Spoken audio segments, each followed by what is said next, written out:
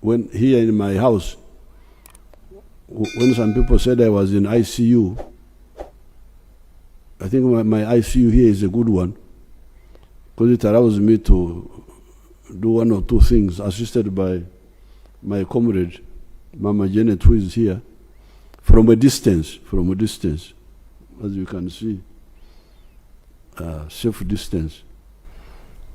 I want to thank all the Ugandans who have been praying for me. I've been watching you, praying for me at the National Chairman's office, Babaranda and Hadija Muzukuru, praying in All Saints Church, praying in signing the board here near the gate, and all the others who have been wishing me good luck. I appreciate really. It's good to know that I am not as bad as some people try to make me, and that there are Ugandans who appreciate. So I thank you, and I wish everybody good luck. Next time when I come on the TV, I will talk about Corona, because now I am an expert, and I'm also a veteran of Corona. So you count me among the veterans. Thank you very much.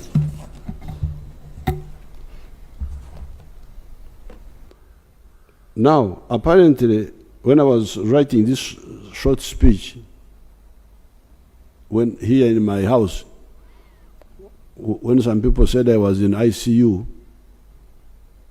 I think my ICU here is a good one because it allows me to do one or two things assisted by my comrade, Mama Janet, who is here, from a distance, as you can see, safe distance.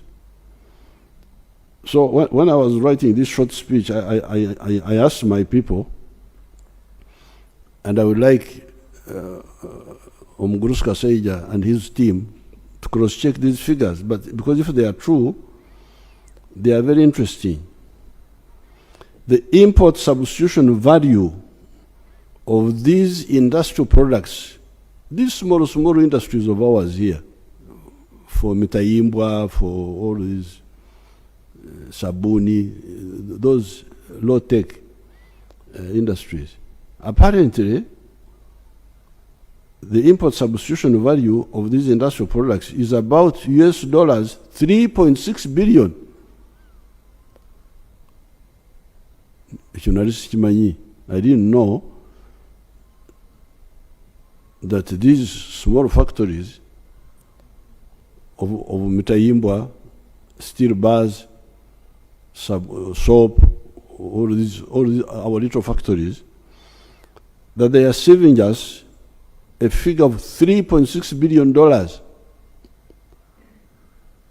which we would have to look for if we are still importing them.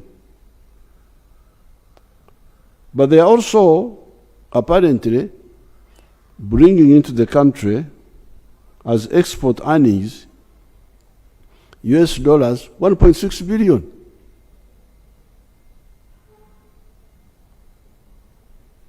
Omukazi omunyankore we yagambira antikahize ngo bere etutu yo bere shagama. There was this munyankore woman who was catching locusts.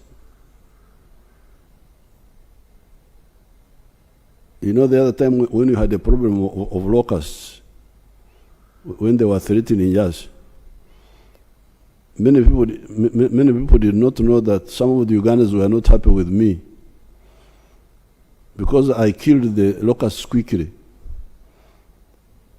But some of the Ugandans who eat the locusts, they said, this man has spoiled our food. He should have allowed us to deal with these locusts. NCJ. They used to catch them and eat them. So in the 1930s, when the locusts invaded us, a Munyankore woman went into the papyrus swamp to catch the NCJ, the locusts, and she was carrying a child on the back. and she was so excited with catching the locusts. Those papyrus plants sometimes can be very sharp if they are broken. So the papyrus fragment cut the throat of the child at the back, and the woman had warm liquid, and she thought it was sweat. But when she finished catching the locusts and said, "I thought it was sweat." Biriyo evereshagama. It has turned out to be blood. So me, I didn't know that the little work we were doing, I thought it was sweat, but apparently it is blood. It is something serious. We are saving you 3.6 billion import substitution and earning for you $1.6 billion from the exports of now no longer just coffee and so on and these other things, but industrial products. That's really, I was very happy to get that figure. However, the big proportion of our economy is still a raw materials economy. So please, especially the NRM cadres, understand this very clearly. This economy we are saying has grown, as Mr. Kaseja was saying, to $49 billion now, and it will be 55 point something billion by the end of this financial year, which we have entered. You should know that Chibaro, that estimation is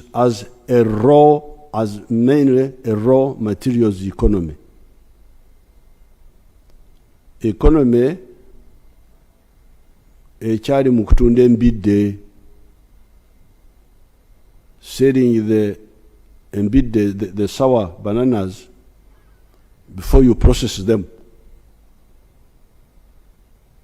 Meaning, unprocessed coffee,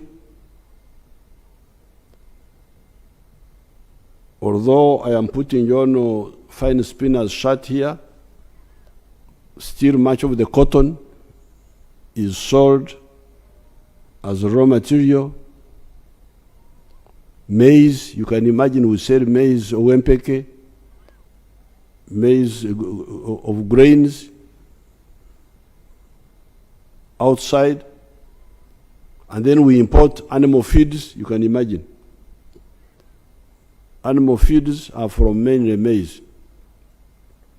You sell grains of maize, you import animal feed more expensively. And our poultry farmers are crying for animal feeds.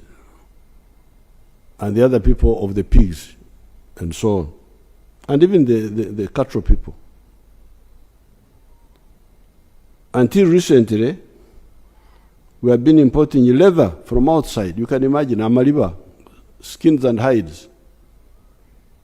Until recently, when I built that leather factory in Kaumu, our people were importing leather from China and from India. Now, this is where, and I was hearing all of you making speeches there, but I am begging you, all the NRM cadres, this is where history demands collective and cohesive action from the NRM cadres.